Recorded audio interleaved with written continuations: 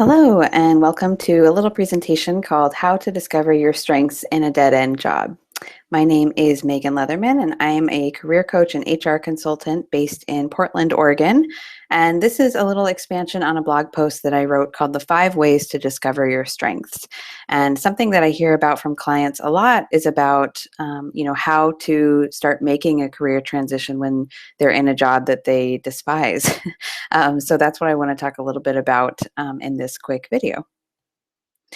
A lot of people that I work with, that I'm sure you know, are in what they would call dead end jobs, right? So jobs that don't provide opportunities for the use of their strengths, jobs that feel like a total waste of time or feel like they're getting stuck in their career, jobs that just do not light them up and really don't offer any opportunities for growth, at least up front. I would argue that every opportunity is an opportunity for growth, but oftentimes these kinds of jobs feel like they kind of deaden us inside, which is really sad. And actually, according to a major Gallup poll, only 20% of employees surveyed say that they regularly get to use their strengths on the job. So that means 80% of the workforce in the US, it feels like they're not using their unique set of strengths every day at their job, which is really unfortunate because people who discover their strengths and live them out in their career are some of the best, most successful people that we know. And really, they are able to give of themselves and give of their careers in a way that others who, haven't tapped into that natural ability really can't. So this is super, super important. And even if you find yourself in a job that feels like a dead end, there are still opportunities to start discovering your strengths, start figuring out what really makes you different and unique, and learn more about the gifts that you have to contribute to the world. um, so that it doesn't have to be the end of the story if you're in a job that's not the right fit for you right now. It means that you're in a place where you can learn more about what fits and doesn't fit for you, but you don't have to be stuck here forever at all. This is actually a really great opportunity because a dead end job can act like a mirror or a reflection. It can show you what you like and what you don't like in your work. We learn a lot about ourselves when something isn't working, even though it feels really uncomfortable, not the place we want to stay forever. Some of the biggest, opportunities for growth in my life have been times that felt pretty uncomfortable. So this is a really good opportunity, and I know it may not feel like that right now, but if you can start kind of shifting and understand the ways that you can maneuver within this situation, I think you'll find that you're going to learn a lot about what you like and don't like in your career.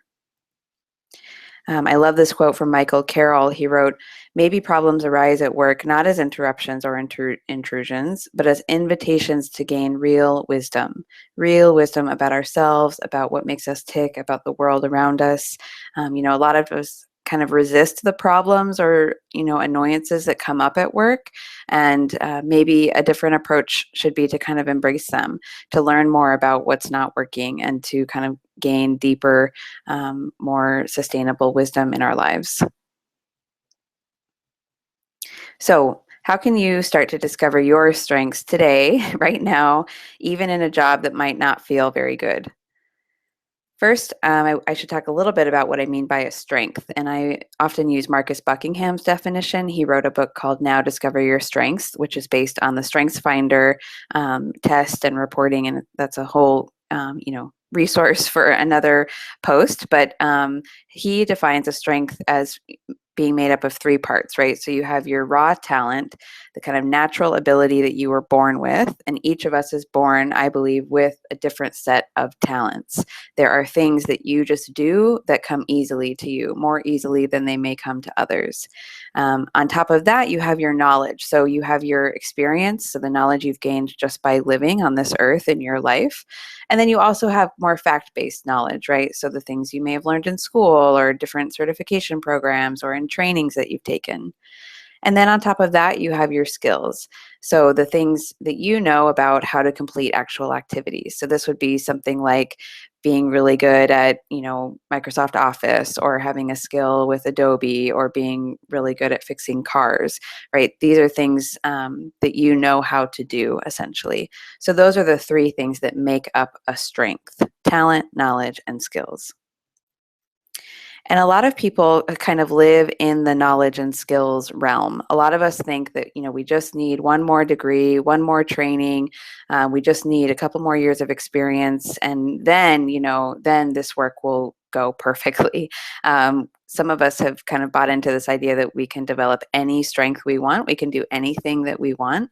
And of course, humans have a lot of potential for growth, but that may not be the case.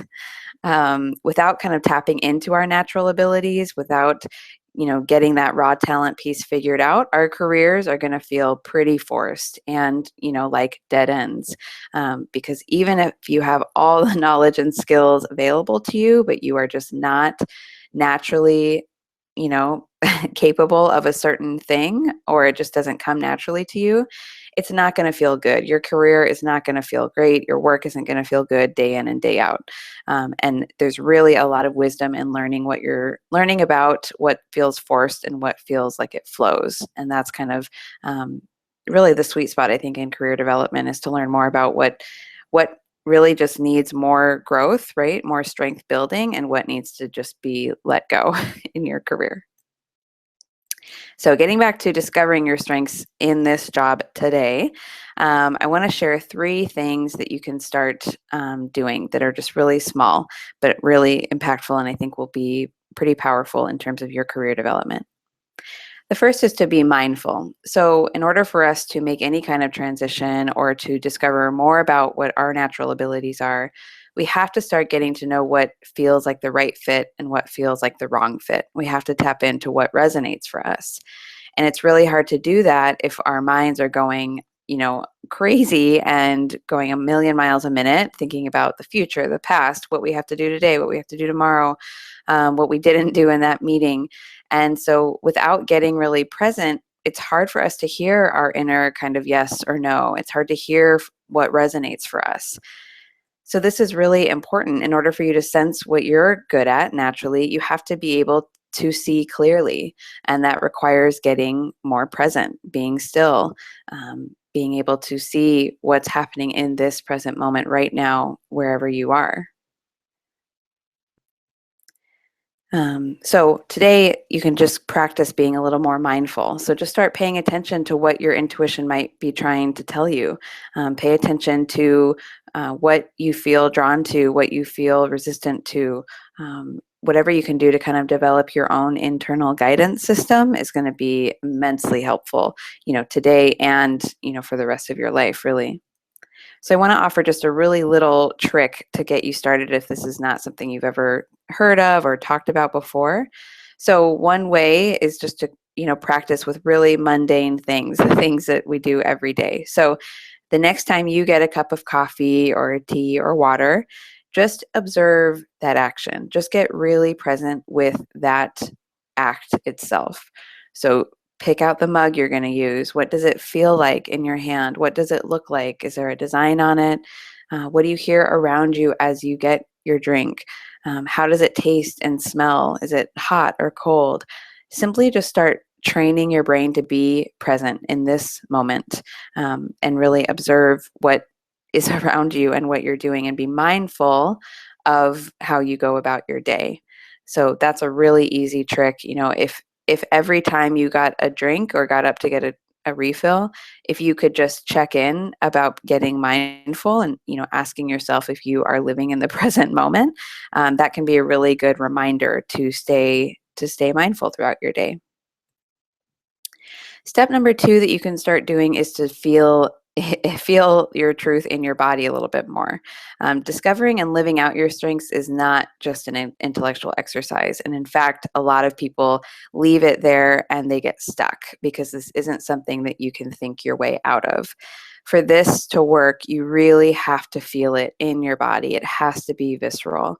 So if you could just as you're getting mindful, if you could also just pay attention to how something feels in your body, this is going to be a great tool for you in your toolkit. So I can give you an example. Like if you get a new assignment, let's say from your manager, and you're you're trying to be mindful, you got the assignment and you're thinking about next steps.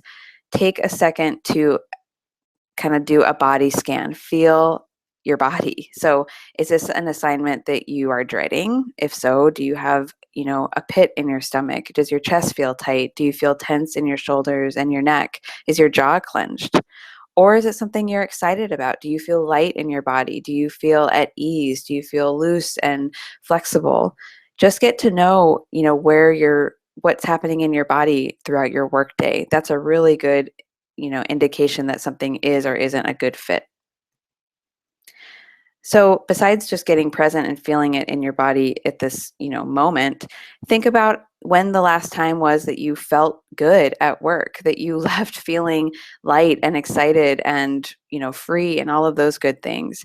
How did you feel when you nailed a presentation you were really excited about? Or how about when you, really got through to an employee that you were working with? Our strengths, when we are working with our strengths, they feel good. We feel good. And I know this, is a hard kind of mindset to adopt if you've been in a career where you've been told that, work should be work. It should feel like work. It's not supposed to feel like play. There's all these kind of cultural ideas about what work is supposed to feel like. And in my experience and with the clients I worked with, when they feel good, they're doing their best work because they're working with their strengths. So just start paying attention to when you feel good. That is usually an indication that you're working in line with your strengths. Step number 3 is to start teasing out what's a strength versus a competency. And this can be kind of hard to figure out because a lot of us have just kind of done trainings or have experience in things that we may not identify as strengths. They may not feel very good, but we're very good at doing them. And it's hard to kind of learn, if I'm good at something, does that mean it's automatically a strength? And I would say no. There's a lot of people who are very successful in a certain field, but are just desperate inside to get out because it does not resonate with them.